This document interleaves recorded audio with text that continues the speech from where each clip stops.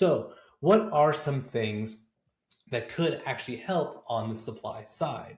First and foremost, there's a capital gains exclusion.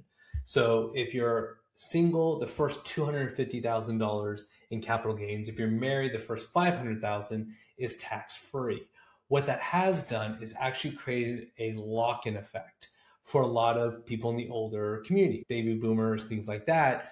Really, what should be a consideration is adding and saying, no, look, there is no cap. So whatever money you make off of your primary residence is tax free. That would open up supply.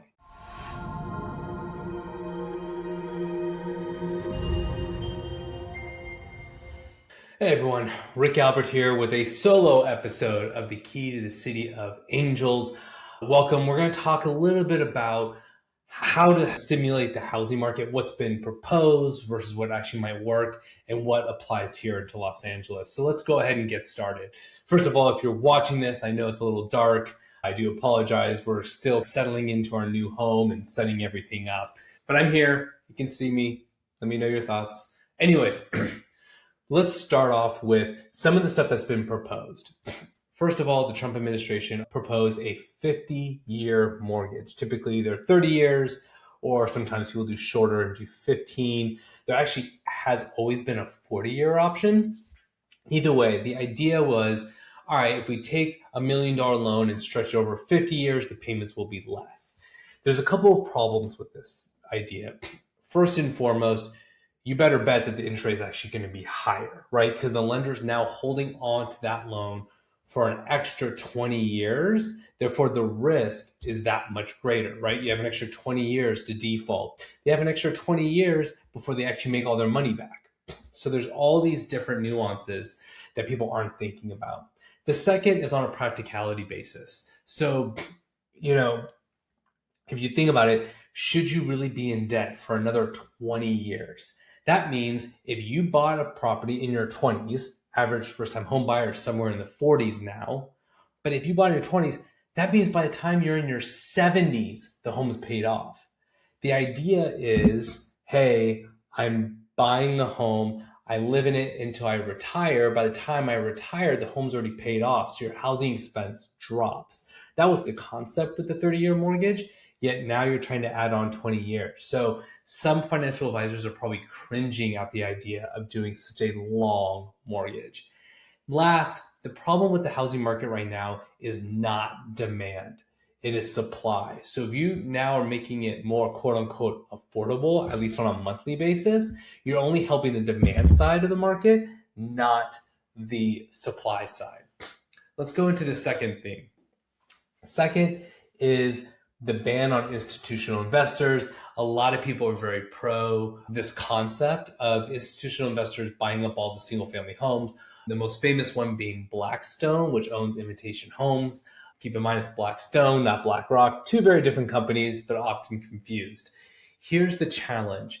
Blackstone and other institutional investors, which is typically defined as anyone who owns over 1,000 homes or 1,000 units, only makes up about 2% of the housing market, and that could be 2% of the rental housing market. So we're talking a fraction of a fraction.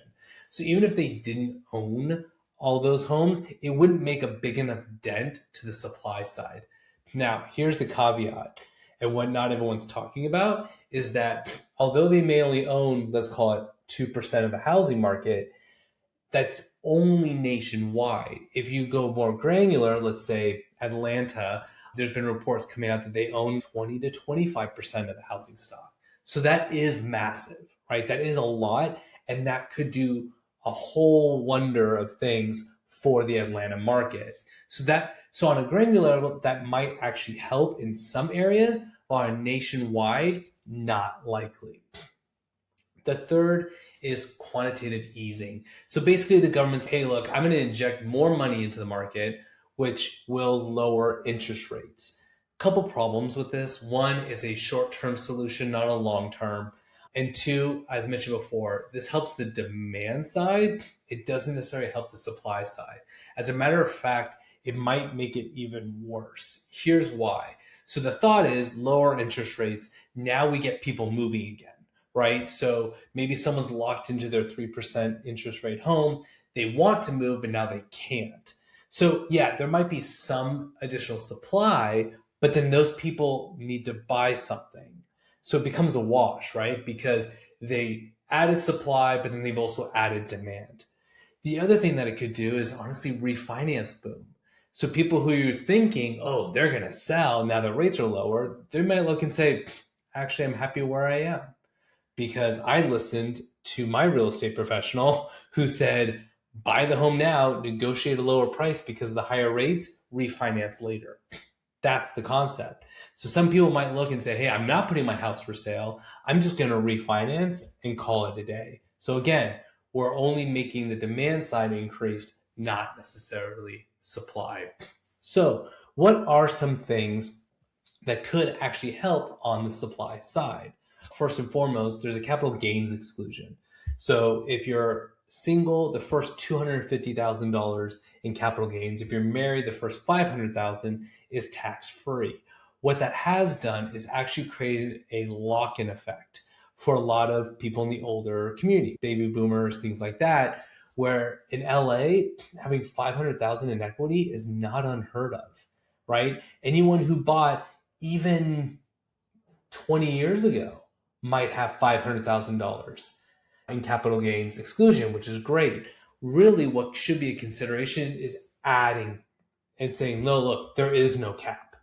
So whatever money you make off of your primary residence is tax free.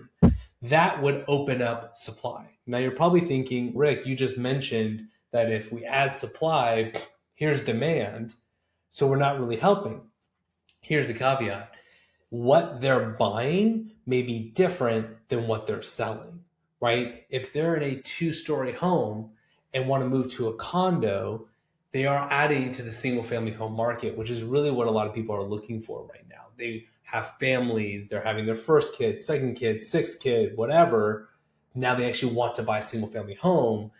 So for a lot of these people in these older communities, they might be like, no, I want to go into that 55 plus community. I want to go into a condo. I want to go out of state because they can go to the Idahos of the world, Birminghams of the world, Nashville's of the world, and say, look, I'm going to pay cash and just retire and live out my days. So it could add supply to the Los Angeles market if there was no cap on the capital gains exclusion.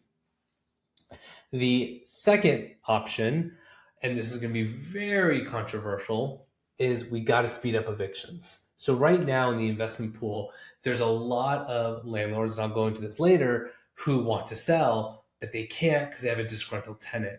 When all the paperwork's lined up to where a tenant should be evicted, and of course there are circumstances where a tenant shouldn't be evicted. There are slumlords out there, just like there's slum tenants, whatever you want to call it. Point being is for those where the evictions have been approved, let's speed up the process to get those homes vacant so the landlord can then sell and do a 1031 exchange, take the tax hit, whatever their heart contends, and go buy the next property. So that could actually help increasing inventory. The other part is making it cheaper to build. Now, this one is tricky because on a practical basis, it's mathematically impossible to build affordable housing. I did a video on this years ago. It's actually one of my most popular ones on YouTube. But basically, the cost of construction has just gone out of control. But what you can do is deregulate certain categories. So, for example, solar panels. Again, another controversial one. People are thinking, no, solar panels is good for the environment. It's a great add-on feature. Here's the kicker. If you're a developer, you just added $20,000 to $30,000 to your cost. Now, the average consumer is like, that's the developer's problem. They're just being greedy.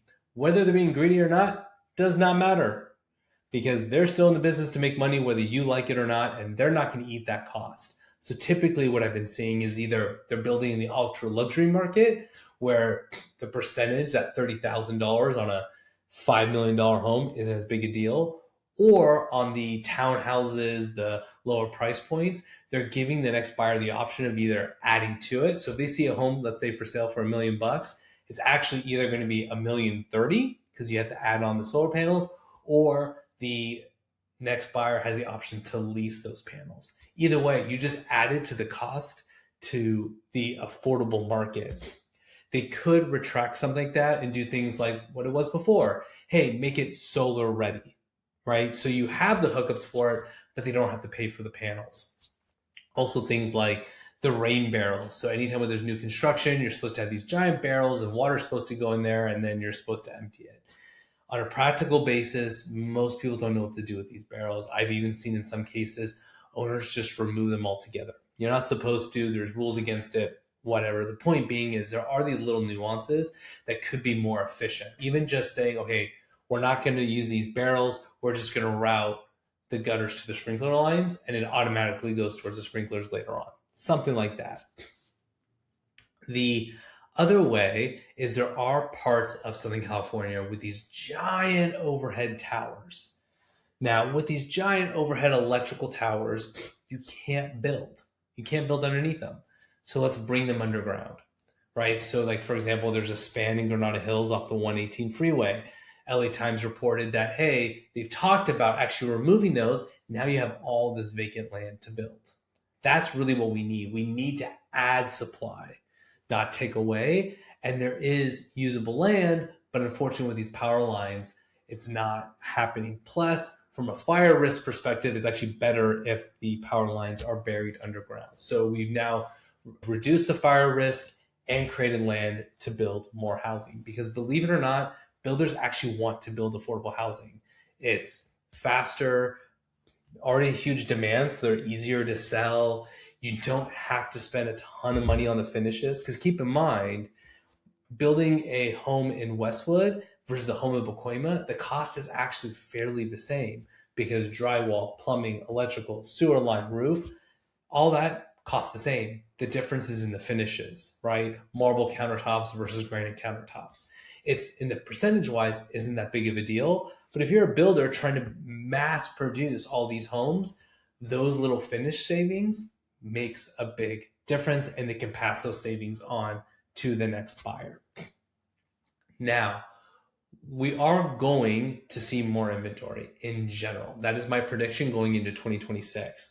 Couple reasons why. First and foremost, we have investors. I have multiple listings right now. They were all rentals at some point. And landlords are tired. People think that rent control actually benefits tenants. There have been numerous studies that says it actually hurts them. Here's a great example of why.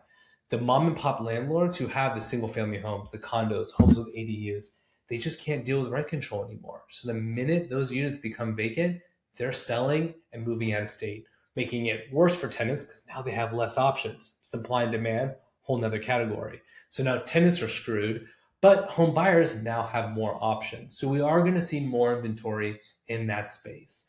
The second space we're going to see more inventory is the entertainment industry.